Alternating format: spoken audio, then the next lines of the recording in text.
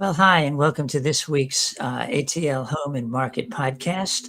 I'm Ira Miskin. I'm the broker and team leader with Your Home Sold Guaranteed Realty and the Miskin team, along with Stephanie Miskin, our co-team leader. Hey, everyone. And joining us this week is our amazing senior team advisor, Dee Howard. And the three of us are going to spend some time talking this week about something that we bump into reasonably often, but something that, even though people have heard about it, is not a typical process in the home selling business, which is called for sale by owners, aka FSBOs, where home sellers think that it's to their advantage or it's a process that they can master, in which they can go ahead and put their home out there for sale and sell it with no assistance from anybody. And there are some home sellers that actually do it. Some of them do it really successfully, but many of them don't. And so what we wanted to do is spend time today talking about the thought behind it, the reasoning as to why people approach this, the process, how to be successful at doing it if you want to, but how to be successful in getting your home sold using tools to do that. So three of us are going to spend some time talking about that and probably relating some of the experiences that we've had. But before we get started, Stephanie this week has some more cool places to go and have fun with around Metro Atlanta. Stephanie, send us out to have a good time. All right. So, hey, everybody. I'm glad we're all back. We missed you last week. This weekend is Labor Day, okay, coming up. And I talked about this, I guess, the last time I was on, but I wanted to remind everybody that this particular weekend, from the 28th to the 1st, is Dragon Con. And that is the convention that's going on downtown Atlanta that's focusing on science fiction, fantasy, games, comics, art, music, and film. It is a 4-day event that I said starts on the 28th. It goes to the 1st. On Saturday is a parade on Peachtree Street. And it starts at 10 o'clock, and everybody's dressed up, like R2-D2 and all their characters. There's, the what is it, the Wookiee, and all those guys are walking down Peachtree Street. So it's a fun thing to do, even if you don't go to the convention. Go check out the parade. The convention is basically held at 4 different hotels downtown. So get online, check out which hotel has which venue that you really want to focus on, and go to it if that's your cup of tea. So that's going on. And also, polar opposite of that for the weekend is the Marietta Art in the Park. And that's on the square of Marietta. It has been held for many, many years. I think this is the 39th year that this is a juried art show. It's really a nice art show. It's right in the downtown square with the gazebo and the fountain in the middle, and all the artists are all around it. And that's going on this weekend, Labor Day. So check that out. If you like art and you don't want to go downtown, that's a great art show. So that's what I had for Labor Day, but I wanted to include some other stuff also. On September the 4th to September the 7th, which I guess would be next weekend, is another art show, but it's a fabulously large one. It's in Stone Mountain. It's called the Yellow Daisy Festival. Again, has been around for many, many years. It is juried. It is lots of fun. It's huge. There's 400 artists, and that's in Stone Mountain. So all you got to do is go to Stone Mountain Park from the September the 4th to the 7th. Bring a lot of water with you if it's hot. There's a lot of walking, but a lot of great artists. So again, September the 4th to the 7th. Now, coming up, basically all through September into November, I wanted to give you some events that you could plan for, is the 55th annual Helen Oktoberfest. And basically, Helen, it turns its whole little town into a festival. And it is a Bavarian town that looks like, the architecture is, very fairy tale like. So you go to Helen anytime from September to November, and there's going to be special stuff going on. There's going to be music. There's going to be fabulous food, traditional food from Bavaria that you can find. It's a great town, lots of shopping, lots of things to do. So the Oktoberfest is going to be going on from the 4th, September the 4th, all the way through November. So, check it out. It's a lot of fun. And when you're up there, I always talk to you about a state park. Well, Unicoi State Park is only like 3 miles from Helen. So you can make a great family weekend through the fall.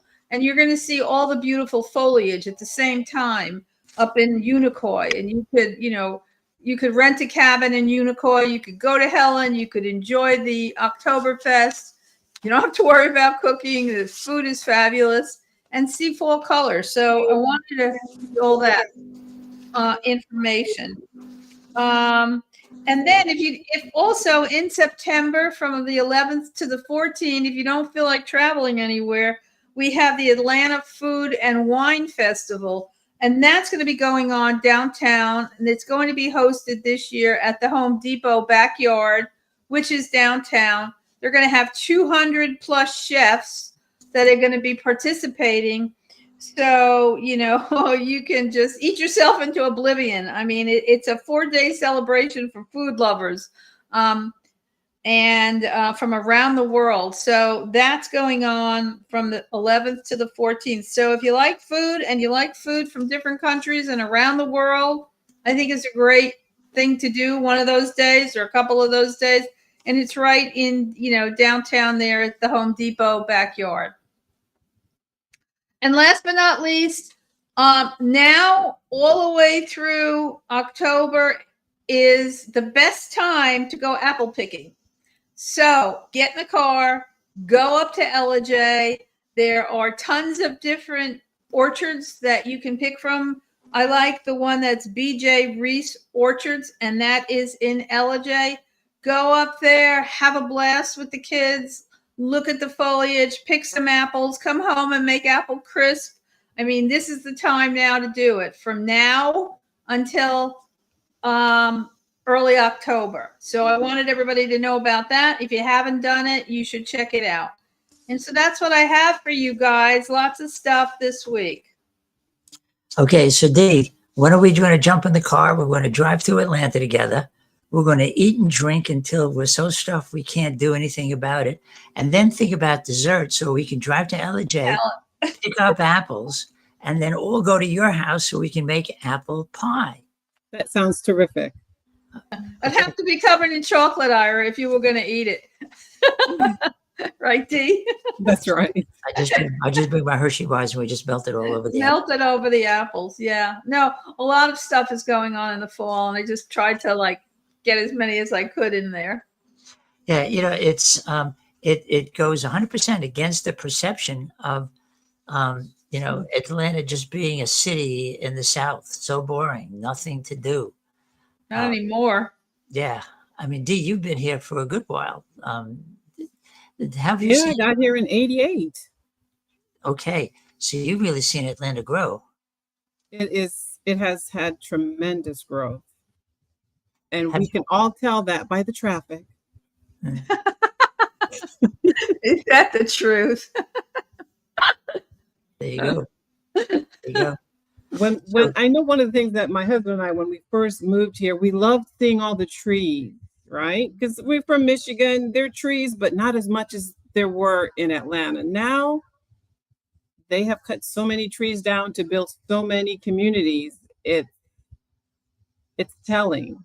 Wow, that's true. Yeah, you're right. Telling. So you left Detroit to come live in a forest, and the city caught up with it. Yeah, exactly. Yep. Yeah, you gotta go a little north. You gotta go up to Ellijay or Blue Ridge to see all the foliage now. Yes, it's true. I think I'm gonna tell my husband let's go up to Ellijay and go to Helen. I like the festival you were talking about in Helen, and check out the Unicoi State Park. It's cool. That's That's a nice weekend trip. It is a nice weekend trip, and it's 3 miles from Helen. Yeah. And I've been up to Helen, and the food up there, even when it's not the festival, the food, the German food is so authentic, and it's great. So you don't have to cook. You don't have to even bring food. You just drive 3 miles, go to Helen and eat. That's right up my alley. Not cooking. I agree. Well, then let's talk about what a lot of people think is right up their alley when it comes to home selling, which is selling their home by themselves. Steph, why have you seen or heard that people think that this is such an appealing process for them to do? Well, as I was trying to think of an idea for the podcast, it was really prevalent in my brain about how many people I hear, well, I'm going to sell it myself. And I think that they think that they're going to save money. And that is the motivating factor for most for sale by owners, is they say, well, we're going to save money, but they don't realize that they're not going to save money. And 9 times out of 10, the house is not going to sell. And so it's just, that is the number one reason I think that I have heard that people want to do this by themselves. The, in listing homes and in going to meet with people who they've had their house now on Zillow, or they've, put signs in the front yard, or how do they get to the point, or when do they get to the point where they discover that I just don't want to sell the house, and they quit? Well, the first thing that I come across when I go to list a house, when for sale by owners put their house on Zillow, for example, they're expecting that they're going to get calls from prospects that are interested, but what they really get are calls from agents. And I think that throws them all off. And most people aren't prepared in terms of how to really sell and have all the tools to sell their house. Initially, they don't even think about, well, how about if I have to negotiate? What are some negotiating skills that I need? They don't even think about that. But the other part that I think is absolutely missing in the thought process, and that is, how do I know who I'm letting in my house? Mm-hmm. Right. Because when we as agents bring prospects to your house, we have them vetted. But when you're doing it by yourself, you're just letting strangers in your house. You don't know them from Adam's alley cat. That's true. And Adam's alley cat can sometimes be not very nice to you. They can bite and scratch. Yeah. Yeah. Yeah.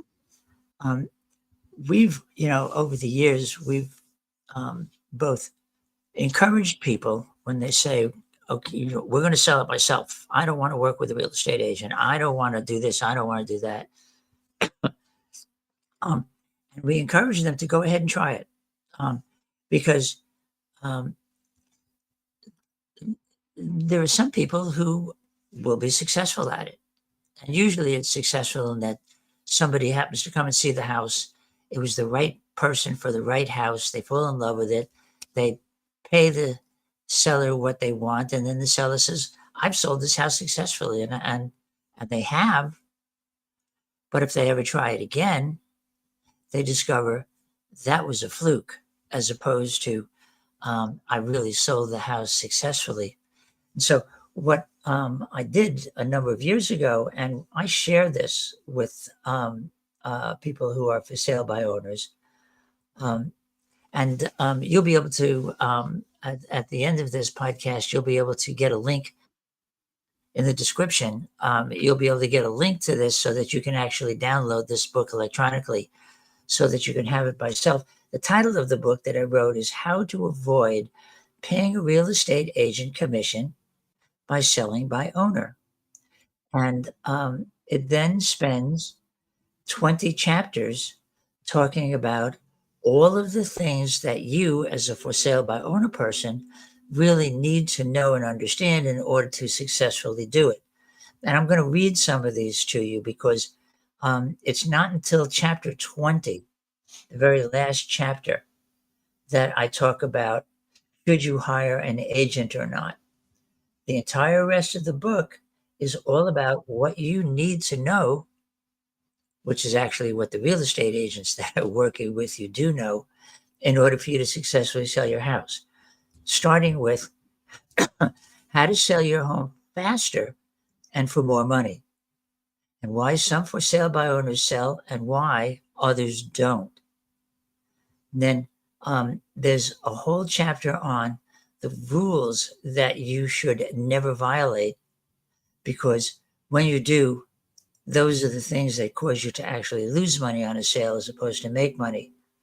What are high-end tactics to sell your home for top dollar? And how do you prepare the home? Does clutter matter? Does buying off the fence in 8 seconds work? Details to remember, tactics for more showings and more money. Preparing to market your home. And then, frankly, why homes don't sell, why any home doesn't sell, and what you need to do and what your real estate professionals do to create a marketing program aimed at the right buyers in order to get your home in front of those buyers in order for it to sell. So it really comes down to knowing and understanding a whole business and vetting process that working with a really good real estate professional with a team brings to the table for you that you need to know. Because isn't it true that, as you said, most of the calls that they're going to get are going to be from real estate agents, some who want to list a home, but others who actually have buyers that might be interested in the home. And then if there is a buyer that's interested, now the fun begins, right? Now the process begins. And who has a leg up in that process, Dee? The buyer that has the agent. And the reason is? Because there is a rhythm, I will say, that goes along with buying or selling a home. And when you're a real estate professional, you know the order that things are done. You have a leg up on in terms of negotiating. You have a leg up on what to look for in terms of the inspection part, what to look for and not to be concerned about. But there's things that you go through the process, and what a for sale by owner doesn't know is the process. And that's why a buyer with an agent in this particular situation has the leg up. The agent knows the rules and the home seller does not. And Correct. Even if you sold a home previously, whether it was with a real estate professional or by yourself, if it was longer than a year ago, the rules have changed. Prices have changed, right? Mortgage rates have changed. Negotiating rules have changed. Time processes for how things get done have changed, because everything is evolutionary and nothing stands still. But Steph, I know you've bumped into home sellers who actually did successfully sell the home themselves, and some of them did a pretty good job. And we patted them on the back. And in fact, if they had questions, we were willing to help them so they could get it done. But we've also had home sellers who ultimately did sell the home with regrets.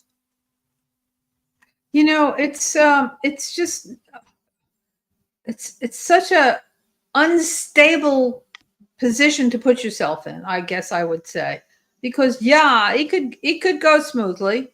You know, you might be lucky and it could go smoothly, but then there's all those other little pitfalls that can happen that the for sale by owner person isn't even aware of. Like Dee was talking about, an inspection, how to negotiate that, what to do, what not to do. Also, if you think about it, pricing just out the gate, these people really don't understand the market. They don't have the materials that we have to do the analytics to really pinpoint what the price should be. And they could make really bad mistakes, like, spending too much money preparing the house, saying, I need to put in a new HVAC system, when indeed they might not have to. A realtor might say, no, I really don't think you have to spend the money on that. It's working, it's running, we can give you a home warranty, and you'll save money in the end. So where they're thinking they're going to save all this money, more than likely they're not, because we have the expertise and they just don't. And they don't even realize all the things that we do behind the scenes. Yeah, go ahead, Dee. No, I was just saying that is so true.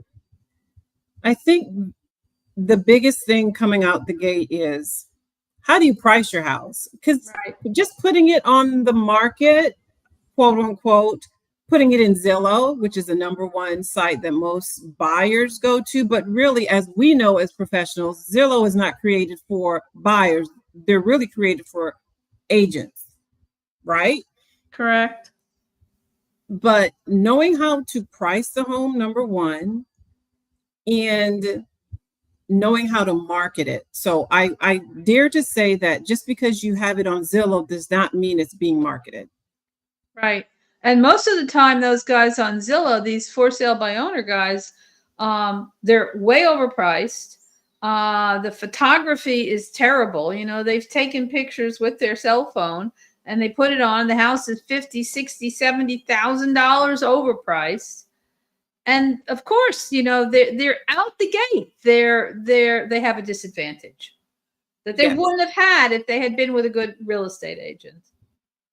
Oftentimes, I hear, well, Joe Smith's house next door to me sold for right, $480,000. I know I can get $480 for mine. Well, you don't know all the details of Joe Smith's house next door to you, right, or down the street from you.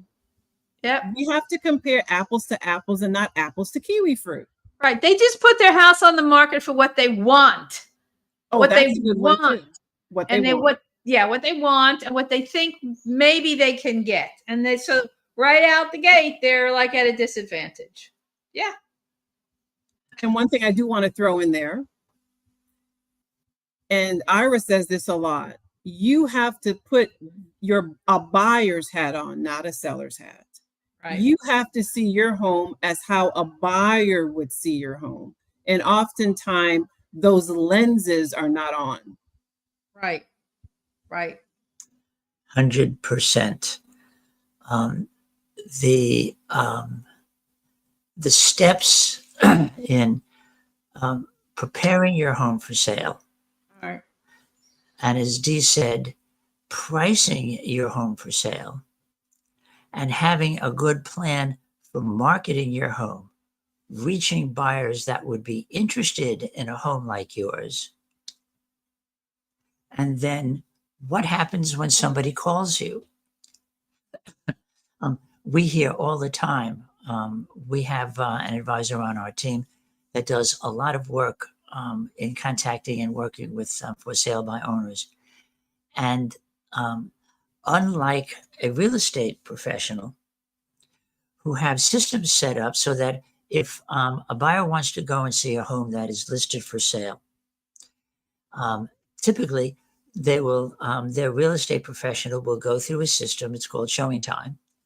And they can online automatically look at dates and times when that home is available to be shown, register to do it, confirm that the house is going to be available, and the home seller knows in advance when people are going to come so they can clean up the mess they made in between showings so that when people show up, their garbage is not piled high in the garbage can in the kitchen, and the kids' clothes are not all over the bedroom floors, and the dog hasn't eaten a box and made a mess of it in the living room.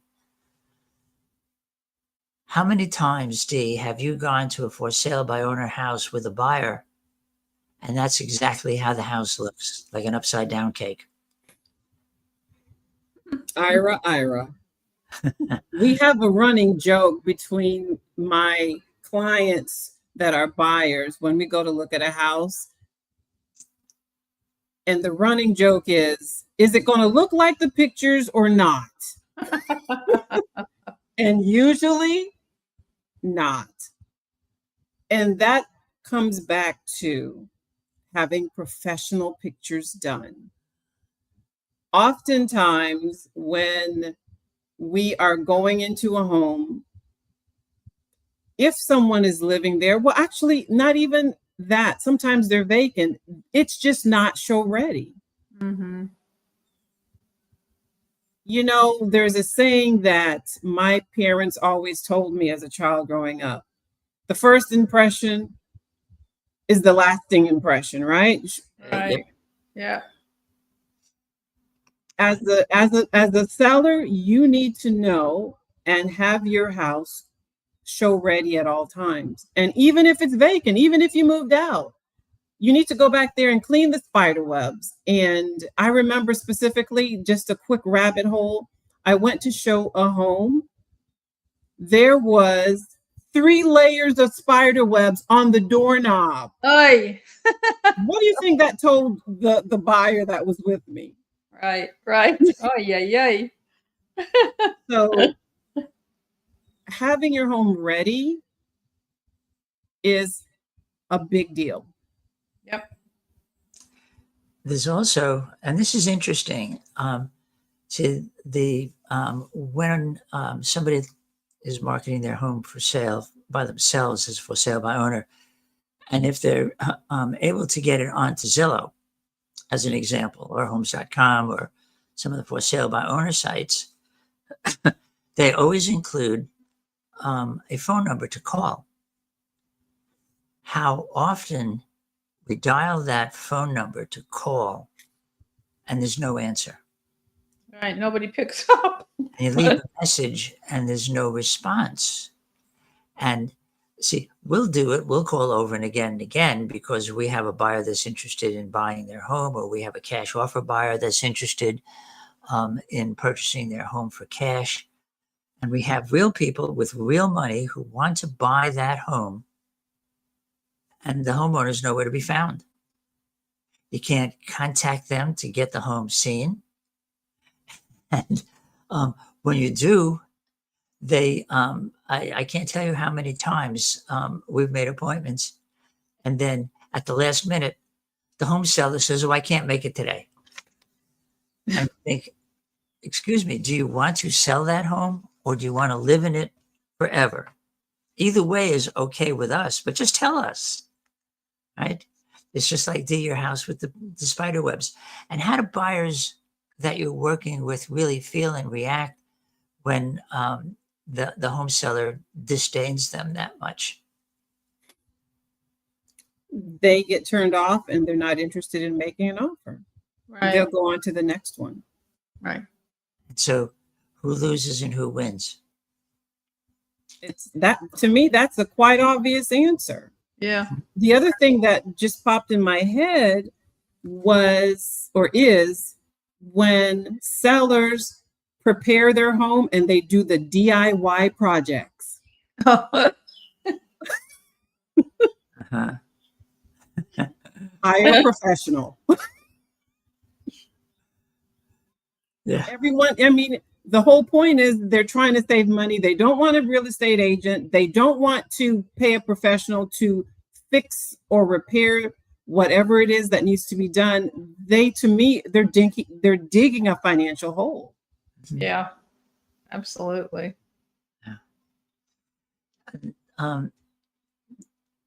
Talk a bit about pricing, because at the end of the day, even if the house is a bit of a sloppy mess, and you have a buyer that really, really wants a house like that, or that house in that neighborhood, and you have to chase the seller down to finally get them to let you see the house.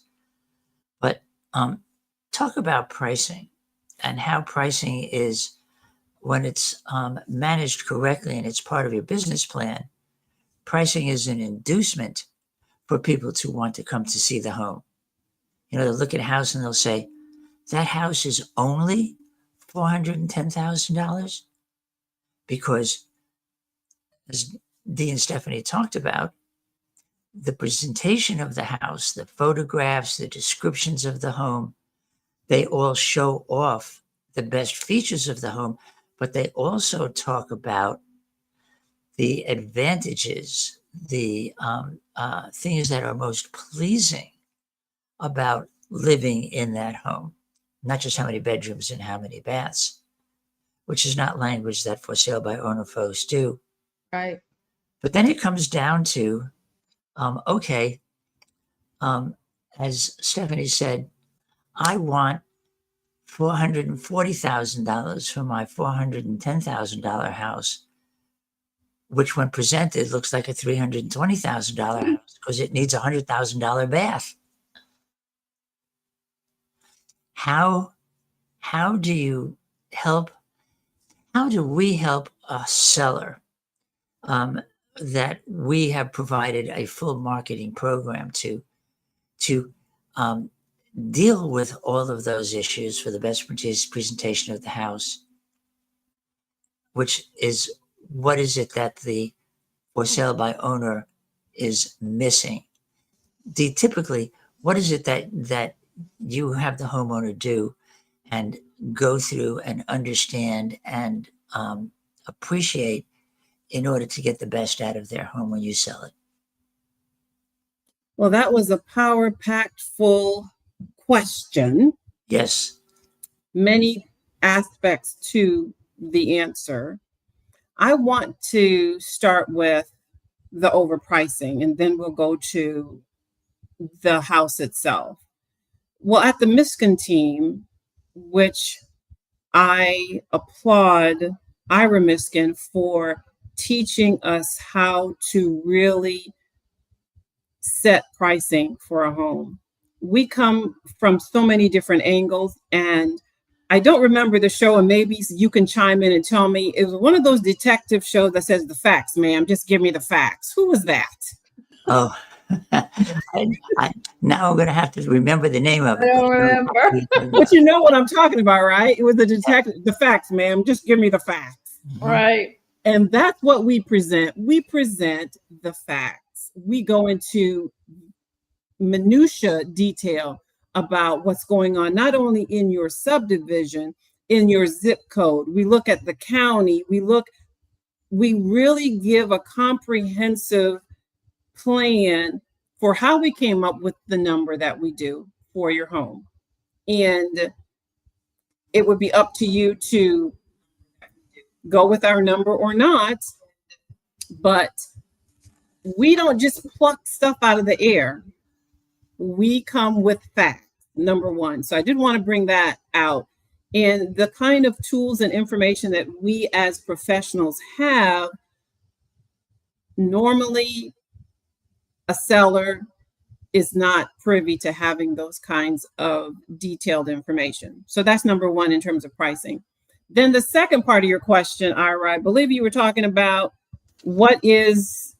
remind me in terms of the house itself, how it's presented. Yeah. How do you help the seller to both understand the need for doing specific things, fix-ups, furniture thinning, paint touch-ups, to put the house into a presentational form as opposed to a lived-in form, so that when the buyer comes in, they see the house and not the furniture.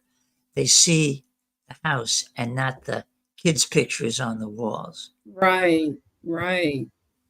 You know, what I have found to be true is that most people are not visionaries. They can't vision what the house looks like through the clutter and through the beautiful things you have in your house that you think are, or that are near and dear to you. Well, not the, again, putting on those lenses from the perspective of a buyer.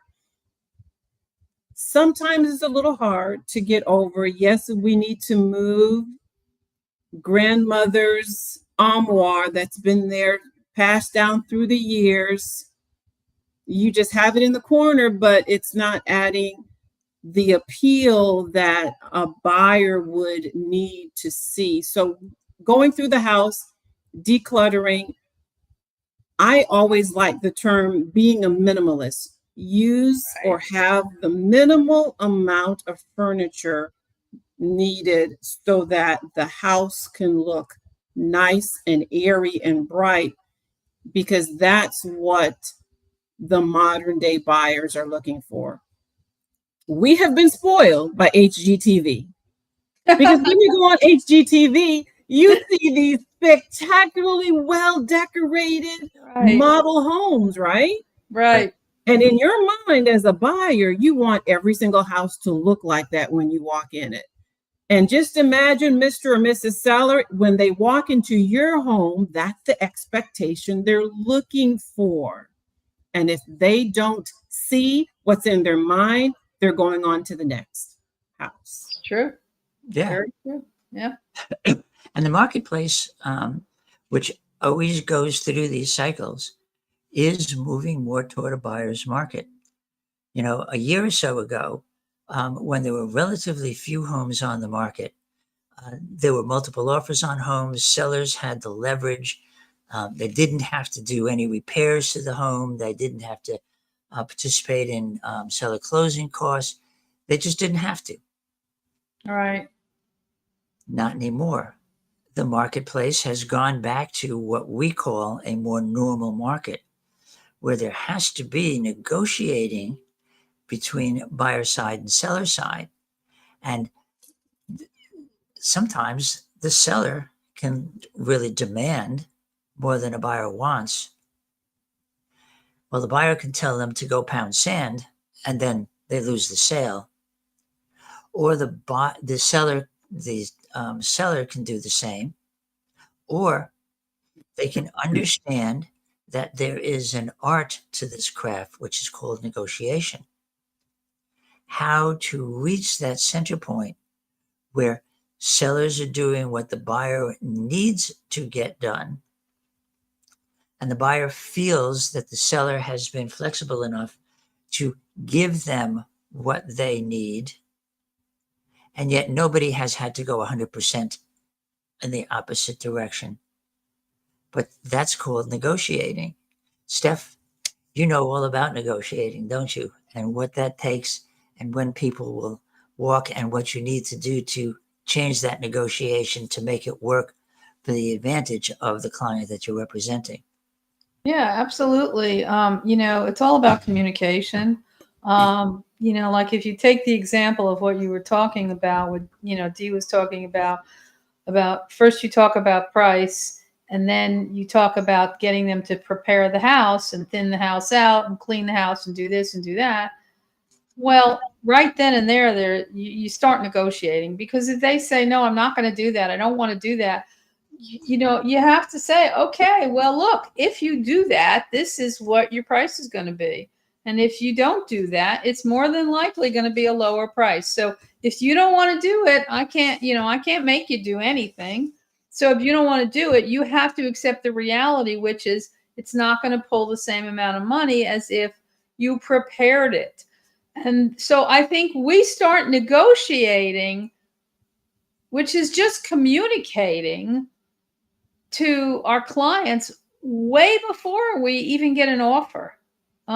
You know, and then when we get the offer, then there's all that negotiation that has to go on between, to try to get the buyer and the seller to meet in the middle, because, you know, nobody's ever going to like win like that. It's like, okay, so let's be adults here and let's discuss this. So yes, I think you need to give this, and no, I don't think you need to give that, and have a discussion about it.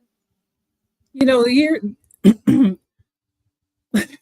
What? When I think about some of the sellers, this is how they negotiate. Okay, so they're looking to sell their house for $450.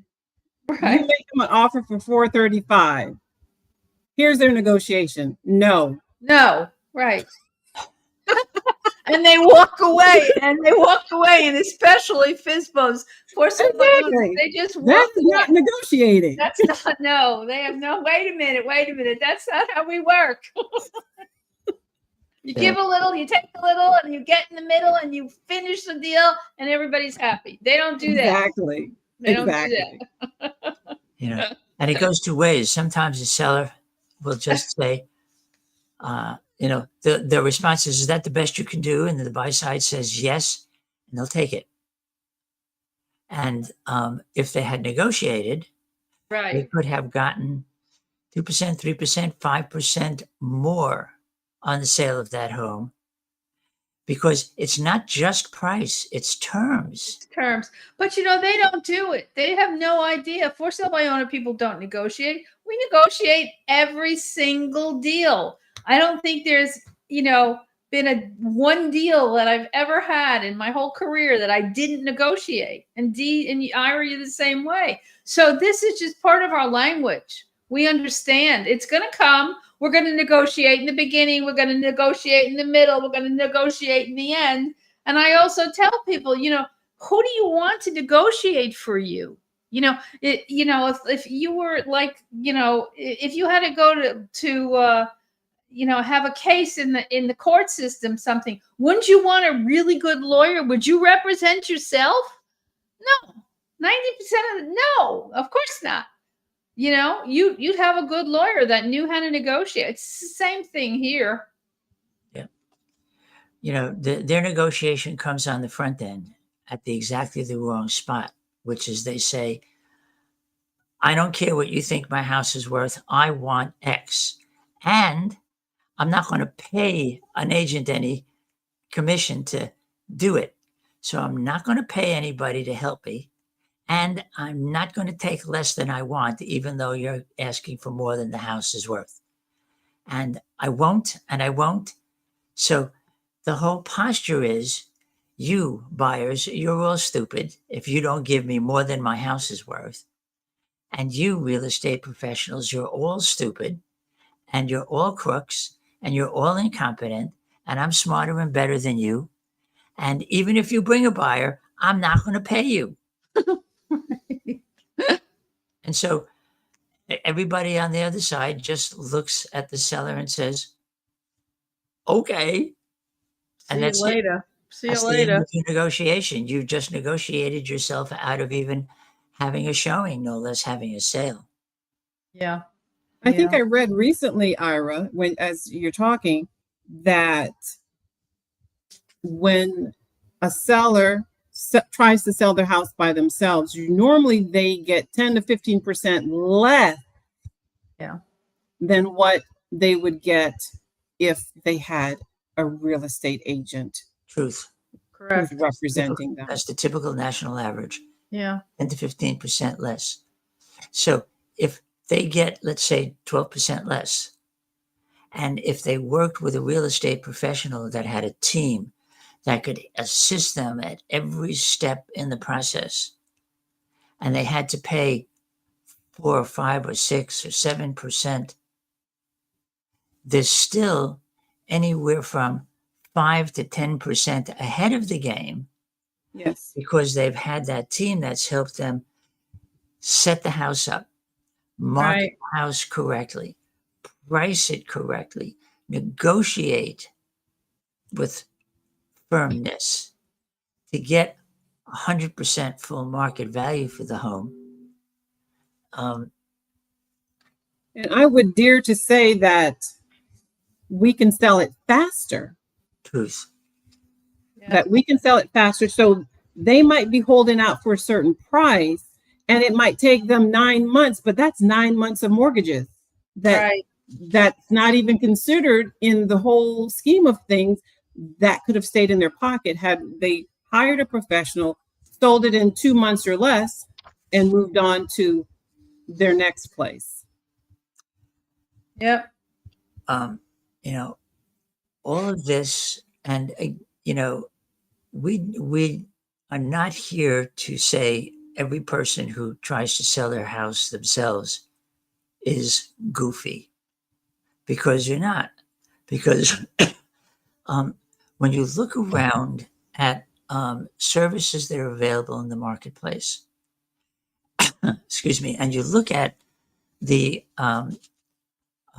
seeming complexity of selling something expensive. I mean, try selling, a car.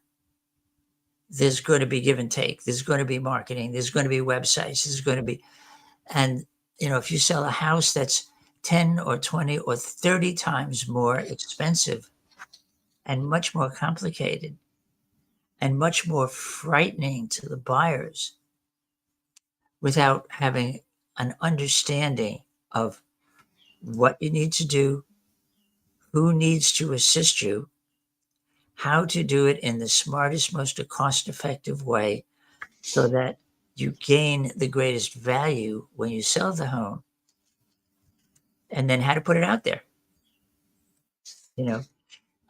Because when people solely shop on Zillow and don't have a real estate professional to watch what's going on, to encourage them to write the public remarks about this property that have offers as well as home descriptions.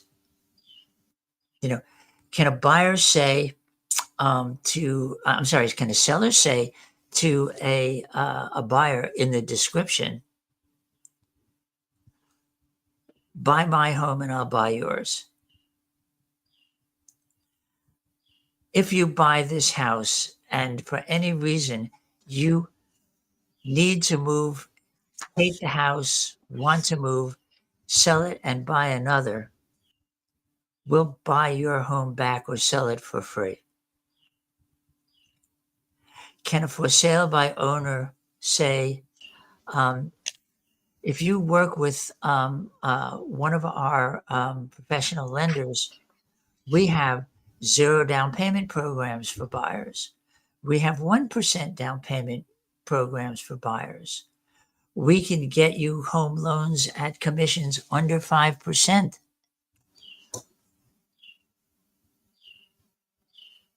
All of these offers that are given to buyers to make the prospect of looking at and purchasing your home more attractive to the buyer, giving the buyer tools and leverage to be able to successfully purchase your home.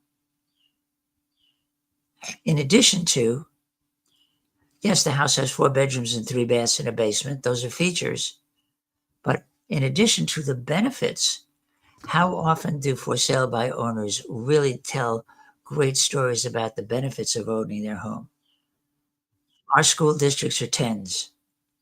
We're only a half a mile from the best shopping, yet we feel isolated. You read these descriptions, both from home sellers who just talk about the features of the home, and the for sale by owners when you're working with buyers. What is it that grabs you or repels you or tells you, I've got somebody that I can really push around? What do you see in those descriptions that really help you to make those decisions about what a buyer should see or sell? Well, as you know, buying a home is not just buying a home. It is a lifestyle. People buy in communities, in areas of town that will give them a lifestyle that they're looking for. So it's a travesty and a mistake when a seller just looks or just shares features. What grabs my attention as well as the buyer's attention when you put a description of your home is when you look at the benefits and not just the description of a home. Right. So, for example, if you have a lush backyard that butts up against a golf course, that's a feature that you would want to make sure that everyone knows. If you just have, or if you have a gourmet kitchen with a double oven and you have a fire pit, for example, in your backyard, things like that. When you have a fire pit, you think of family, you think of friends gathering around the fire pit in the fall and just having a wonderful time together. So I know that it's not just the, I think I keep on interchanging the wrong words in terms of feature and benefit, but we need to be very aware of the features of the house, the benefits of the house, and not just the features, is what I'm saying, bottom line. Yeah, because the benefits talk emotionally. They go to the buyer's emotions. Yes. The features just say 4 bedrooms, 3 baths. Yes. But the backing up to the golf course talks emotionally. It's different. And you want that. That's what's going to, buying a house is an emotional experience. Oh, I like that, Stephanie. And that is so true. That is very, very true. Yeah. Especially for women. Absolutely. Especially for women. Yep. Because a home is like a home, unless you're buying as an investment to rent out, and still you want that home to represent this number one key word that Dee used, which is a home is just not a commodity. It represents a lifestyle. Right. Yes. And lifestyle, as Stephanie said, is emotional. House has a great deck out in the backyard, and the backyard has a big old fence and nobody can see in, and it's quiet and it's isolated. And so what gets noted is house has a deck, as opposed to in the love letter that we create for our home sellers, that we give to buyers, for the sellers to talk about what they love most about that home. I really love, particularly on a Saturday morning when it's quiet and the kids are still asleep and there's no school, and that everything is just peaceful in the community, to just sit out on my deck that gets really wonderful morning sunshine with a big steaming cup of hot tea and just take in the air and relax for 30 minutes in the peace and quiet of my private backyard and wonderful deck. As opposed to, there's a big deck and a fenced backyard. Right. Right? Yeah. It's I still was sitting on that deck with you with my cup of tea too, Ira. He forgot his donut. Oh yeah, with the chocolate donut. chocolate donut. So it would need a piece of chocolate donut and glass of milk. Yeah. So I guess to wind this up, there are several things that got mentioned. And again, I wrote that whole book to alert people who want to sell their home themselves that they can absolutely do this successfully on your own. And here are all of the things that you need to know and understand and to implement as a for sale by owner seller to be able to get the greatest benefit from selling your home yourself. But if you can't implement those 19 chapters, if you can't implement all of the things that a really top real estate professional who has a team of people to assist them and you can do for you, then it's much more likely that either A, the home is not going to sell, or if it does sell, after all is said and done, it's going to sell for less than it could have been sold for. Or at the end, you're going to break down and list the home and be angry about it, and then fight with the real estate professional about doing what the real estate professional is advising you to do so you can get the most money. So you really have to know and understand your capabilities, your goals and needs, and what the marketplace is doing at that moment in time to know and understand the best way to get the greatest return for your investment in that home, sell it in the shortest amount of time, and frankly, do it with the least amount of hassle, because it shouldn't be a pain and a strain. It should be a good business event that has personal satisfaction so you can move on to the next stage in your life. And that's something that, as Dee said, and Dee, go back over this one more time, because this was something that you quoted that is really important. The seller's point of view has to be from the buyer's point of view, doesn't it? Yes. They have to use the lenses, put on the lenses as a buyer. Buyer pays the cost of buying that home. Why would a buyer buy something they're unsatisfied with? Totally. Correct. So here's the thing. Absolutely think through what's the greatest advantage for you based on, again, your skills, the marketplace, your time, your financial needs, as to whether approaching and being successful at, or at least attempting to sell your house by yourself, is the best route to do that. And if it is, then absolutely go and do it. But then I'd advise that you click on that link in this podcast in the description and get a copy of my book, because you read the book and you will have all of the elements that are necessary for you to be successful at doing it. Because buyers just don't show up and say, "Oh, I love it, I'll take it," and give you whatever you want, and you go away and you're happy. That sounds good, but that ain't the rule. And 80% of the houses that get initially listed for sale by owners by themselves end up going through some kind of process and ultimately end up get listing by a full service broker. So if you can do it yourself, you should, and we'll be happy to give you all of that information so you can be successful at doing it. And we'll pat you on the back and say, "Yay, that was terrific."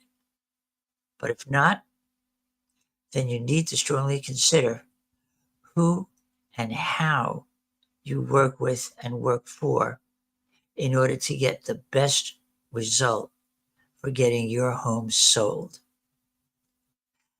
Steph, before we jump out and say, "Hey, see you next week," give us a quick rundown on just some of the things that you talked about that are fun to do. All of the fill your belly and drink as much as you can ideas that you came up this week, because Dee and I are going to grab her husband and we're going to be driving around and we're going to be eating until we fall down and can't move again. All right, you'll have to wait for that. That's like 2 weeks from now. But right now, you want to put on your Wookiee costume and go to Dragon Con downtown on Labor Day and be in the parade, or whatever your fantasy, gaming, comic person is that you like, and become that character and join the parade. That's this weekend. Or if you don't want to do that, you're going to go to Marietta Art in the Park. Great art show down in the square of Marietta. So that's for this weekend. The following weekend, we have the Yellow Daisy Festival at Stone Mountain. Also a fabulously large art show. 400 artists are in that show. And also starting the beginning of September all the way through to November is the Helen Oktoberfest, which I talked about. And that's the whole city of Helen is going to be participating in it. And while you're up there, you're going to go get a cabin at Unicoi State Park. and which is 3 miles from downtown Helen, and enjoy everything that's going on in Oktoberfest in Helen. September the 11th through the 14th is the Atlanta Food and Wine Festival, and that's what you're talking about, Ira. And that's 4 days for food lovers in the city over at the Home Depot backyard that people can participate in. And also now is the time to go apple picking. From September through October is now the time to go get some apples. LJ is a great place to go. It's not far at all. BJ Reese's Orchards are one of the orchards up there. And go pick some apples and come home and bake up some apple crisps. So that's what I got for you guys. All of which sounds like eating heaven, which is terrific. So let's sign off for this week. But before I do, there's just one more thing that I want to mention. And there'll be some information about it afterwards in the podcast description information, which is a special and unique program that we at Your Home Sold Guaranteed Realty and the Miskin team developed specifically for sale by owners that want to take advantage of all of the services and all of the programs that a team can bring them, like ours at Your Home Sold Guaranteed Realty, but simultaneously continue to market your home on your own. And the way this program works is that if we bring a buyer represented by a real estate agent that is interested in purchasing your home and we negotiate the sale, then your home is sold. But if you find a buyer on your own that's not working with a real estate agent and falls in love with your house and wants to buy your house directly from you, you can do that. We will cancel our agreement with you. We will shake your hand and tell you, great job. And you can go ahead and you can get that done on your own. So there's never one way to solve a problem, which is getting a home sold most effectively. But you have to know that you have to be working with a professional and a team that has all of the flexibility and all of the alternatives so that you as the home seller get absolutely the best advice and in the end, make the best sale, getting the most money that you can, that is fair and appropriate, and doing it in the shortest amount of time and being pleased with the result. So for Dee Howard, our great senior team advisor, and for Stephanie and for me, I want to thank you for joining us this week on ATL Home and Marketing. I don't know if this was a kind of a rough, view of the marketplace and home sellers, or it was really informative. I think it's probably a little of both, because you need to be, because selling a home is such an important financial part of so many people's lives. But I think it's got lots and lots of great and useful information. And I would suggest that anybody you know that's thinking of selling a home, give them the link to this, save it, like it, subscribe to the channel, and send a copy of the link to people that you know that might be thinking about selling a home and might be thinking about selling a home on their own, so that they have a good two-sided view of what are the pluses and what are the minuses and how do you go about really selling a home as a for sale by owner seller. So again, for all of us, I want to thank you. We look forward to seeing you again next week, and we wish you a great next couple of weeks visiting and buying art and eating and picking apples. Yeah, have a great Labor Day weekend. Yes, a great Labor Day weekend. Yep. Enjoy. Take care. Bye-bye. See you next week. Signing out.